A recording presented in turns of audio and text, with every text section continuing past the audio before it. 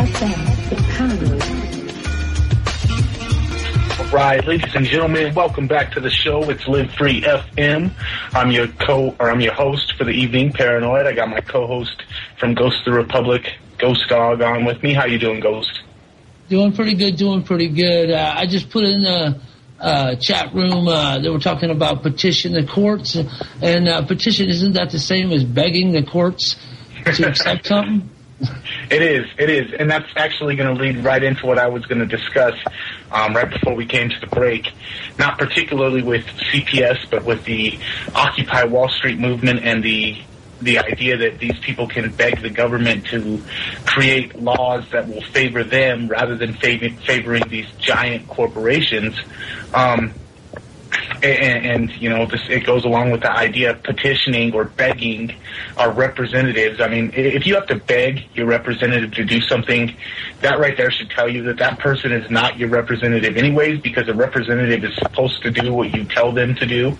But I'm going to clue you guys into why they are not doing what we tell them to do and why they are doing what these giant financial institutions tell them to do.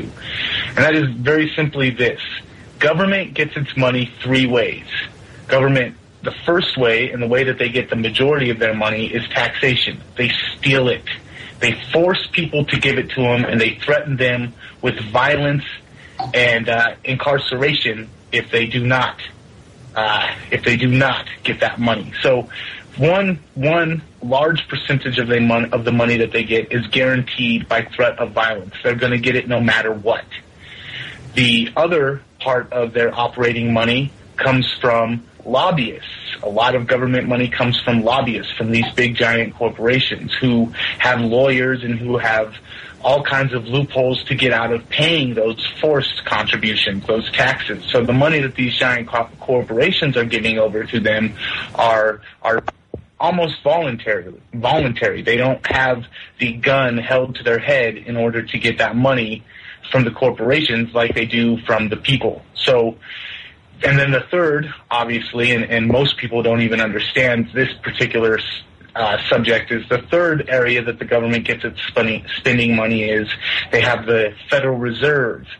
And the Federal Reserve is a private entity that the Treasury prints up dollar bills, and the Federal Reserve buys the dollar bills for like a fraction of a penny each note, and then sells them back at full value, or loans them back at full face value, and then charges interest on them. So they have involuntary money called taxes that they confiscate from people. They have voluntary money called lobbyists that they get voluntarily from these corporations, and then they have money that they borrow from the Federal Reserve. Now, when it comes to who they're going to write laws in favor of, and we all look at it and we say, why are they not writing laws in favor of us, the people? Why are they writing all these laws that favor the corporations? Why are they writing all these laws that favor the banking system? It's because the money that they get from us to represent us, they steal it. They get it no matter what. It's guaranteed. They don't have to do anything. They don't have to promise or follow through with any promises on any of the money that they get from us. They're going to take it. They've got guns. They've got cages. They've got that money. It doesn't matter what they do. They're going to get that money. The lobbyists, on the other hand, will only give that money to them if they do what they want them to do. If the government does what the lobbyists want them to do, the lobbyists will give them that money. And the Federal Reserve only gives the money to the government when the government promises to do what the Federal Reserve wants them to do, which is institute particular financial laws or promise to pay back the debt, which is really just a promise that us, the people, will pay back the debt, because the government actually doesn't produce anything of value. When the government gets a loan from the Federal Reserve, or when the government gets a loan from China or India or Saudi Arabia, they're not actually saying, hey, we've got this product we're selling, we need a loan to get the business off of the ground. Once the product starts selling, we'll be able to pay you back the money plus interest because you helped us out. That's not how it works with government. Government has no product or service to sell.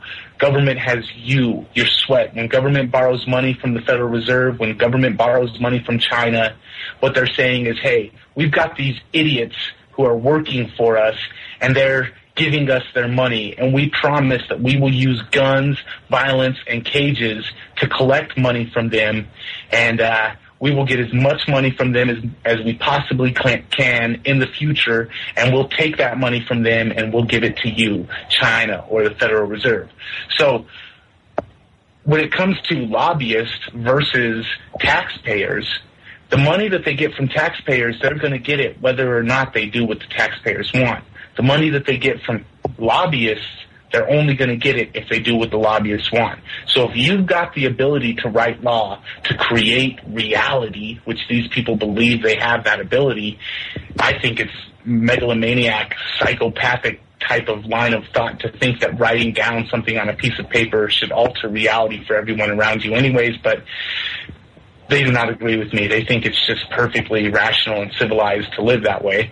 If you've got that power over an entire nation, and you can get money from people who are going to pay you no matter what, or you can get money from people who are only going to pay you if you do what you want or what they want, who are you going to write the laws for?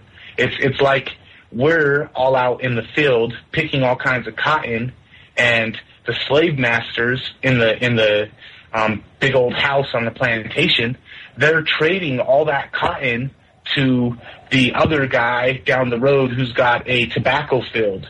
And the tobacco field farmer can be the corporations, the plantation owner of the cotton field can be the government, and us, the workers, we can be the slaves. Now, we see all of this cotton that we pick, and we're like, yo, it's freaking cold out here. We could use some of that cotton that we picked. We're the ones that made the cotton possible.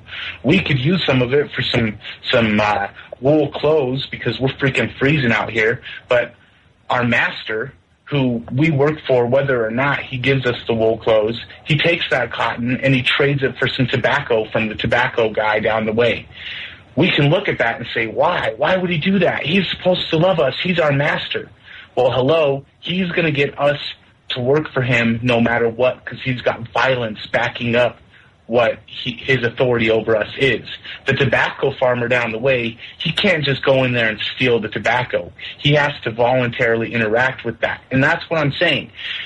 People that are frustrated because this master class government has been abusing us and working hand in hand with the corporations to consolidate the wealth of this country into their hands and out of our hands. Instead of saying, hey, this gun that you use, this threat of violence that you use called government in order to get your way and force your will on people, we want to have that gun in our hands so that we can point it at the tobacco farmer down the road and we can get our wool back, plus we can get some of his tobacco. They don't ever have to do that, and that will never be the case. And that's what the equivalent of what these people on Occupy Wall Street are asking. They're saying, we want you, the government, to use your magical powers, your powers that are backed up by violence and threats of cages. We want you to use that on these people who only pay you on a voluntary basis. We, the ones who have to pay you no matter what, we want that violence, that threat of violence, those threats of cages. We want to have that in our hands. We want to be able to point that gun at the corporations. And as long as it's set up the way it is, that will never happen. And I would say that instead of saying, it's not fair that the corporations are using this gun called government to get their way and forcing their will on us and stealing our money, it's not fair that they get to use the gun. We want to use the gun. We want to be the ones pointing the gun at people. We want to be the ones to be able to force our will on people. Instead of doing that, I think that what we really need to do to advance as a society is to all admit to each other, hey, it's not cool to point a gun at people to get your way. It's not cool to point a gun at people and steal their money. If you're going to cry because the corporations have been stealing your money with this gun, don't ask to be able to use that gun back on them, because you're a hypocrite if you do. We'll be right back on the other side. This is LiveFreeFM with your host, Paranoid.